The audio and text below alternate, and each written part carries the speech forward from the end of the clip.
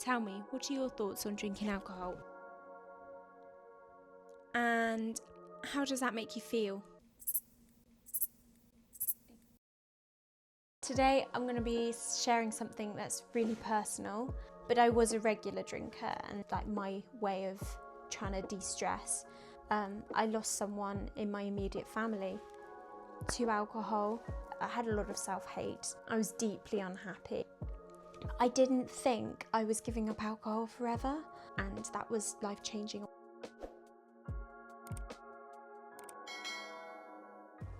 Hi everyone, welcome back to my channel. Today I'm going to be sharing something that's really personal, my journey with alcohol and how it's impacted my life, my mental health and my personal growth. Just a little gentle disclaimer, this is my own journey and my own thoughts, and this is no reflection of what I'm thinking of other people when they're drinking. Everybody has their own journey and there's no judgment, and I don't care if I'm going out somewhere and people are drinking excessively, that's their choice. So I do care if it impacts me though, but I think everybody's the same. So who I was before when I drank. So I was never a heavy drinker, but I was a regular drinker. And so I'll just go back. 2020, we went into lockdown with COVID. I was training to become a chartered accountant and I was working at a big corporate firm, and it was really stressful and really busy, and I didn't go on furlough. We all carried on working, and it was pretty tough working at home every day, all day, long hours, and then having to study and get through my exams, especially when a lot of people were sort of not working and had a very different experience of lockdown. Some people had terrible experiences. So, you know, I appreciate everybody's experience is different. Mine was just work, and I put on a lot of weight. It was pretty awful. And I remember then I would start to have a glass of wine in the evening at home to help me chill out. So I'd sometimes study and have a glass of wine because it was like my way of trying to de-stress. Got to 2022, I was at a really low point. So 2022 is when I qualified, and it's like I qualified and then I hit rock bottom. I was so low in self-confidence and I didn't love myself at all. I had a lot of self-hate. I was deeply unhappy and major insecurities. Didn't think I was worthy of anything really. My relationship and my job, I just didn't think I was worthy of any of it.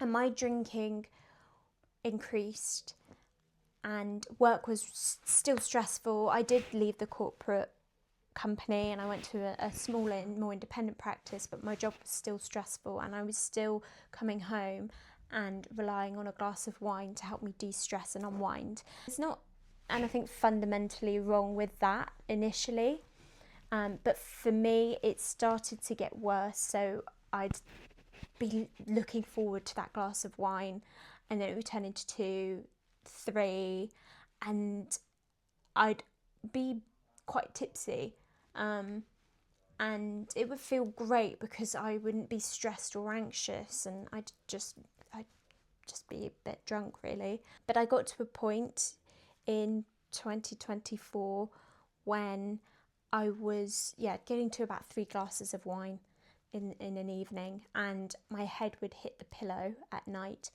and everything I was stressed and anxious about would come flooding back. I'd be filled with stress and anxiety. I was just delaying what I was experiencing. So I became very anxious and very stressed, even more so because I think the alcohol was actually exasperating it. So I'd drink, I'd feel fine, and then it would feel even worse. And then I'd have a terrible night's sleep and I'd wake up the next day and got brain fog and I'm not working very well. Then I'd feel more stressed because my day's work didn't go very well. So it's like this dangerous cycle. And I wouldn't go out socially and drink loads and get really drunk. Sometimes I would. That did happen. I've been trying to take you for the last 5 minutes. Wait, where's the time? Very rare. I didn't go out every weekend, so I wasn't like a heavy drinker, and it didn't really ever seem to impact anyone.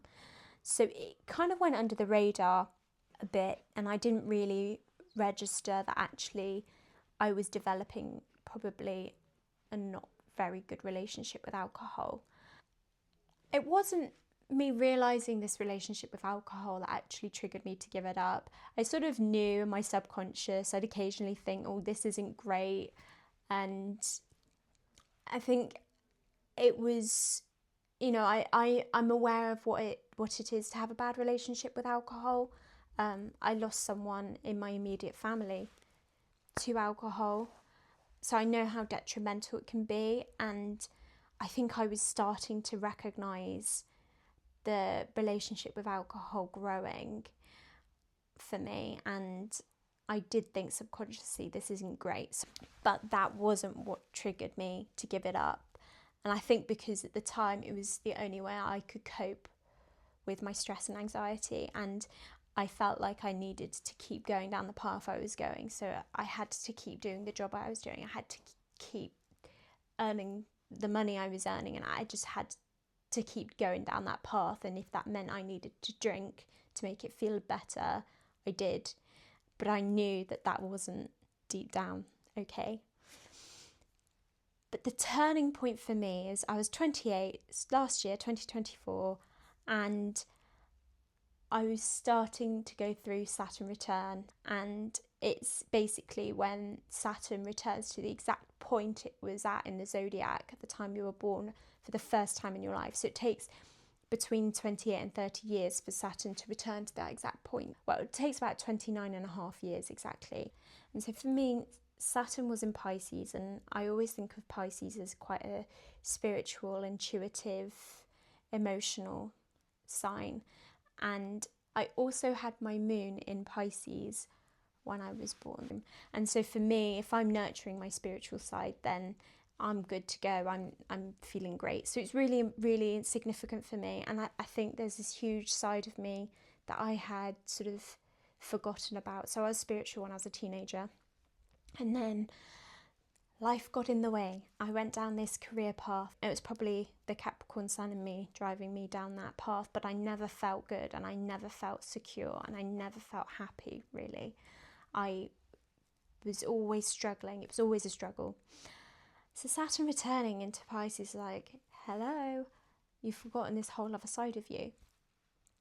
And I started to become a bit more in touch with my spiritual side again.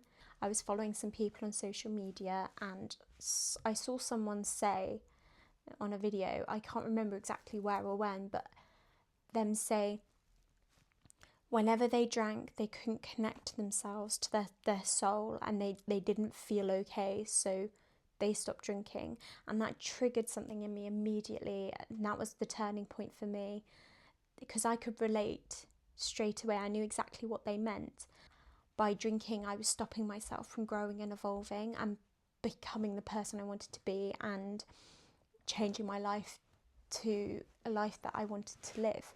So that was what triggered me to actually stop drinking. That was my turning point. Deep down within, I just knew I no longer needed to cope. I needed to evolve and grow. Another thing that was going on around this time is I was having hearing therapy. So I have hearing loss. I've always had hearing issues. I was going through hearing therapy, and I was learning that it takes me 5 times more cognitive power to hear people and process what they're saying and understand what they're saying. So when I'm talking with people, my brain's working a lot harder, and that can fatigue me. So if I'm in a social situation and I'm drinking, it makes it even worse. But there's also another side. When I was out socialising with people, I'd feel like I'd have to drink to help me let loose and lighten up, because I always felt like I was never sort of contributing to conversations, and I wasn't connecting with people. But I felt like I'd always have to go and grab that drink to help me loosen up, to socialise with people. And then I'd always end up beating myself up, like, no one likes you, you're not fun, you're not social. Questioning myself, like, why can't I just let loose and all of that? But I can't keep up with a witty conversation because it's taking me so much energy to process and hear what they're saying. And I think hearing aids only somewhat helps with that. But when I'm in a social situation, there's so much noise going around, I'm picking up all the other noise. So I'm still struggling to hear, and it's still taking me a lot more energy and time to process what they're saying. With alcohol, is that actually it was making it worse for me in social situations, not better. And it was tiring me out even more.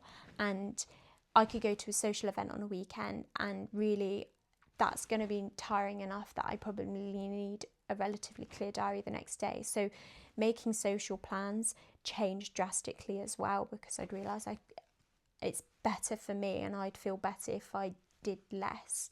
Giving up alcohol for me was a spiritual decision. And not many people say that, because I wanted to be able to connect to my inner self, to my soul, any point. I didn't want that feeling of not feeling in control, not being able to emotionally regulate. And I wanted to grow and evolve. And I knew if I keep drinking, I can't grow and evolve, and I can't go down this spiritual journey I want to go down. So since giving it up, some of the key things that have changed drastically in my life is how I cope with stress and anxiety. I have almost no anxiety. I can feel anxious, but I don't have any panic attacks, or I'm not in a state of anxiety. And the same with stress. I can get really stressed, especially in the moment in work, but I can process it and work through it, and I get much more emotional and mental clarity, and I can see the bigger picture a lot easier, so I can manage it. And I've also been able to make some huge decisions in my life which I wouldn't have made before, and I've been changing the direction of my life drastically. So yeah, that was me before, my turning point, and life after alcohol. I've mentioned sober curiosity. So my journey giving up alcohol actually started with just being sober curious. So I was just intrigued to live a life without alcohol. I didn't think I was giving up alcohol forever. I just thought I was giving up alcohol for the majority. And I said to myself, yeah, I've got weddings coming up, I'll have a drink. Social parties, hen parties, I'll have a drink, it's fine. Like, I enjoyed a glass of wine, so I thought it'd be fine. And remember going to my best friend's wedding, and I remember having a glass of bubbles for the toast, which was lovely. And then I remember buying a glass of Aperol, because I thought, this is going to be my only other drink today. I'm going to have a lovely Aperol. It was a lovely summer's day, gorgeous summery wedding, and I really wanted an Aperol. And I remember not long after buying it, someone had completely knocked it over and the whole drink gone. And I remember being so upset and thinking, oh, that's such a shame. I just spent £10 on that Aperol, and it was going to be my only drink. So I went and bought another one. And I just look back and I think that was the universe telling me, don't drink. And I think now, with how much more in tune I am with my intuition, I would have taken that as a, no, you don't need that drink. Like, don't drink that Aperol. I think one of the biggest things that I started to question was, why do I need to have alcohol to let loose and have fun and be silly on the dance floor? And so I really don't. So I let loose, had fun, and I was silly on the dance floor. And I think from then I questioned why I felt like I needed to drink alcohol socially. And I realised I was just insecure and didn't have the confidence and didn't love myself fully. So giving up alcohol, I think it allowed me to grow and evolve on that journey a lot more. And it was like the next step or the next level. Is the next thing that I needed to go through to fully love myself.